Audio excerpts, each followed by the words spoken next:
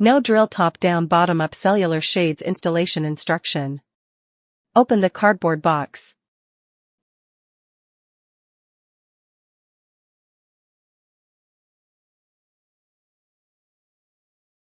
First, put the non-slip mat on the top of the no drilling installation accessories.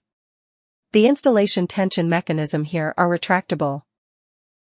Press one end of the tension device against the wall, then insert the other end. Turn the nut in the opposite direction of the wall. Pull the blinds down a bit to make it easier to tighten the nut with a wrench. Pay attention to adjusting the level of the blinds. Then tighten the nut.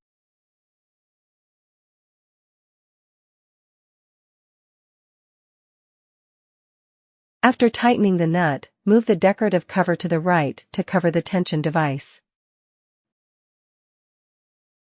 Fasten the handle in the center position.